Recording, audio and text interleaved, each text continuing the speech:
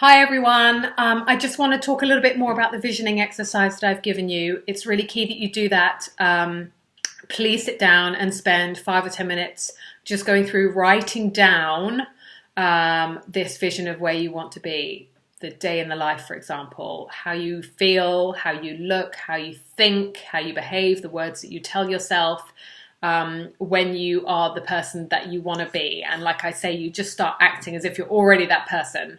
But I just want to add a few more words around what I talked about in terms of visioning and how important it is. It really comes out of the self-image work that I've talked about already. And if we don't have a really clear vision and clarity of purpose of where we want to be and who we want to be, then it makes it much harder to stick to that and follow through with activities, thought processes, and behaviors that are aligned with it. So an example would be if I was to give you a pair of glasses to wear to help your eyesight, and said, oh, these glasses are great. They're going to make things like pretty clear. Then you wouldn't want the glasses. There's no point. The glasses are completely useless to you if they're only pretty clear. You only want glasses that are going to make your eyesight very clear. There's no point going out and driving your car wearing a pair of glasses that are only pretty clear. Pointless. So in the same way, really key to have a very defined, detailed vision of who you want to be. And when you are then faced with challenges, social pressures, mother-in-laws offering you food that you don't necessarily want to eat, it makes it much easier to say no, because you are then able to act in alignment and be true to yourself about how you want to be, who you want to be, how you want to act, what you want to eat. So make sure you do the exercise, and it has a really significant effect on motivation and follow through, and therefore reaching your health goals. And when we don't have, when we're not clear, when we're unclear about where we want to be, it just adds confusion, and it makes it much easier then to get pulled off by other people's agendas, on their motives or actions, or get drawn into just that short-term feedback or short-term pleasure of the cake that's being offered to us, and so on. So do the exercise, because it will help you set an intent about where you want to go. And then when you are faced with any challenges around food, it's about then saying, or drinking, whatever it is, about being able to say no with grace and style. So you don't have to necessarily say no by saying the word no. You can build around it. Like I've talked about and given examples of, you can give compliments, you can talk about how great the food is. For the example I gave with my mother-in-law, where, oh my gosh, that looks delicious, but I really couldn't eat that much. Or if you're given a huge plate of food or something you don't want to eat, you can have a small amount of it and then say, it was really lovely, but I'm just so full. Oh, but you must give me the recipe. It's that kiss, slap, kiss approach that they talk about in marketing terms, where you can actually say no without having to say no. You can also sort of give a slow no, sort of give yourself thinking time and response. So I had a client who was going to be going to a friend's house, and they're having a big get together, and she knew that all the friends there are big heavy drinkers, and she was worried about getting pulled into the drinking, and she didn't want to. It wasn't how she wanted to be. She decided that she felt much better, less bloated, more energy and so on without drinking so much. So she'd made huge progress from not drinking so much, and that's really how she wanted to be now. She sort of made this switch, but she was worried because she was going to this friend's house where they saw her, they still remembered her as someone who would be like, oh yeah, she'll join in with the drinking and so on, and she wanted to know how to sort of navigate her way around that. And so we talked about it for a long time, and the solution was very clear. Actually, it was that she should still go to. It's not about refusing and not going and doing any of these things, but go along to the party, but just turn down the first drink. And you could, just start. Oh, I'm just thirsty. Just for now, I'll have a glass of wine in a moment. I'll have just some water, a soft drink for now. And just even turning down that first offer just clears the path. if you see what I mean. And then it was actually, ironically, she then had to chase the host up about an hour and a half later to ask her for a glass of wine, because everyone had completely forgotten. No one had sort of cared whether she was drinking or not, actually. And she had this realization that it was all in her head, this sort of pressure to drink and this feeling that she had to be heavily drinking when everyone else, because everyone else was, because that's who they saw her as. Actually, that was just in her head. And in reality, when she turned down that first drink and had a soft drink, no one was even paying attention after that. And she had to then go and ask and say, do you mind? Can I actually have a glass of wine? Because at that point, everyone else has gone off drinking and they are just not paying attention to what anyone else is doing. You'll see that a lot. If you start to observe it, start to see when you're out and about, that people, once they start drinking, they're not paying attention to whether you're drinking or not. If you're drinking, how much you're drinking, if you're eating, what you're eating or how much you're eating, and they're probably not even going to remember the next day. So it's just about realizing how much of it is up in your head. And there's a lovely phrase that says, you'll care less what others think of you when you realize how little they do. So you'll care less what others think of you when you realize how little they do. And that's just to say that ultimately people are going around and functioning in the world really in their own heads. And there's a book called The Four Agreements that talks exactly about this. And it just says about how people are just the main star in their own movie. Everyone else is a supporting act. And people are really just focused mostly, it's sort of almost like a sad reality of the world, that people are essentially quite selfish most of the time, and they're really just thinking about themselves, and they're not actually paying attention so much to what you're doing. So if you are in a social situation, for example, where you're being offered food and you don't want to have it, just realize that most of the awkwardness and the pressure to say yes or to accept it is more in your head than it is anything else. And when you get your head around that and you realize that, it makes it much easier to say no. And don't worry about sort of feeling like, it's about practicing it for a start. It's about practicing it and having the scripts of like, yes, that's delicious, and can I have the recipe, and and all the other nice things that you can say around saying no. So you don't necessarily have to say a direct no. But don't worry about the fact if at first it's feeling awkward.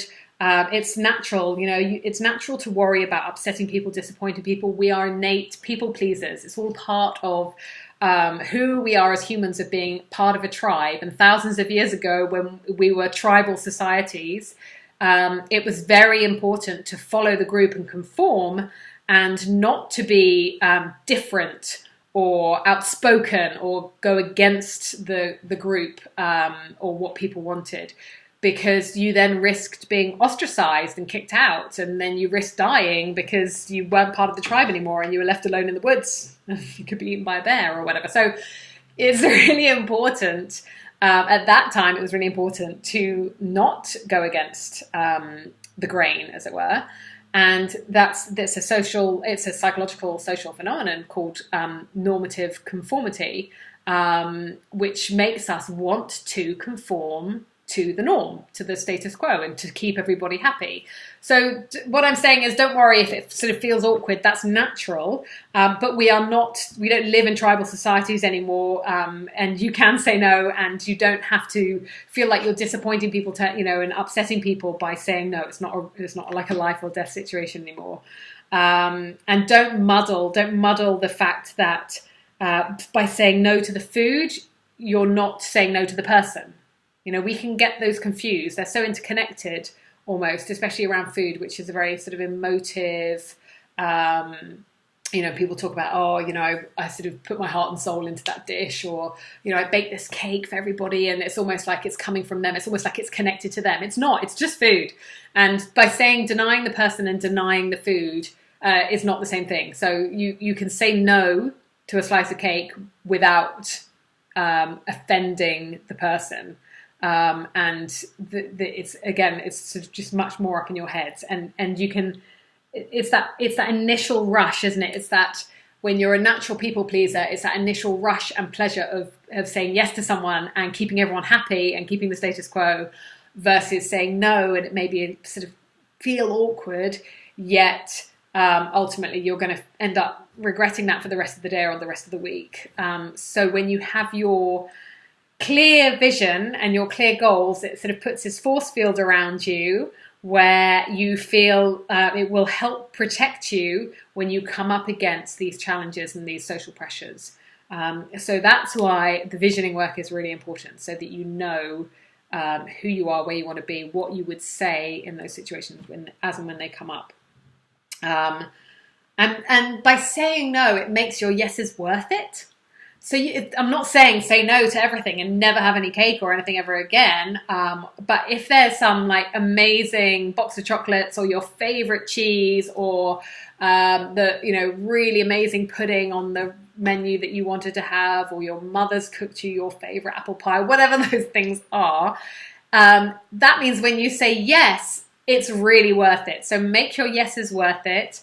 Be clear about what you want. Be clear about your no's. When people don't hear a clear yes or a clear no, they can often keep pushing. But when you're very defined about no, thank you, I'm fine. I'm fine, thanks, and then you sort of move on. Then people tend to move on with you as well. But when there's like, oh gosh, I shouldn't. Oh, it looks really nice, but I really should. That's when people are like, oh, go on, then. Come on, have a piece with me. So that's why the visioning work, that's why being clear on your purpose and your goals really, really helps, because it just makes you come across clearer about what it is that you want. And I think that's probably most of what I wanted to say. Yeah, that's most of what I want to say. So just the last thing is about an exercise that I want you to do. So as well as a visioning piece that I want you to write, I also want you to look at that and see, right, what's my vision? Where do I want to be? And where am I now? And what's the gap in between that? And how do I get from where I am now to where I want to be? And actually, you can make very significant progress in a short amount of time when it comes to food and eating, because the impact and the feedback can be so immediate in terms of energy and sleep and well-being.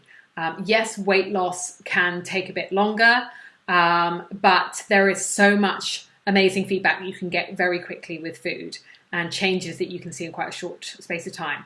So yes, you can look at sort of a long-term, in 5 years' time, I want to be in this, or in 10 years' time, I want to be like this. But sometimes that makes it much harder to then stick to your sort of daily motivations and daily habits when the goal seems so far away. So, let's have a think about what can you do in the next 10 days between now and when we meet up again after the half term. What's one thing you can do that's going to start moving you towards that goal?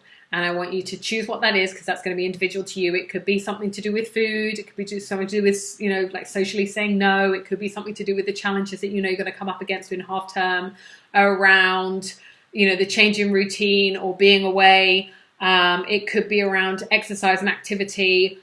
What is one thing that you think will make an impact on getting you from where you are now to where you want to be, start moving you towards that? So we're almost looking like at a timeline, a path to success, and sort of we're going to have short-term goals along the way. And it's those things. When you focus on what can I do today, what can I do this week, what's the one thing I can do, and just focus on that. Don't get overwhelmed by if there's a big gap between where you are and where you want to be. Don't get overwhelmed by that, because you will get there.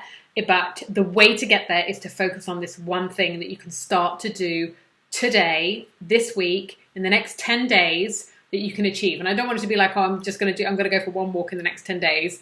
Make it, yes, of course, make it achievable. Don't be too ambitious, but make it so that it's something that you can start consistently doing that will move you towards your vision.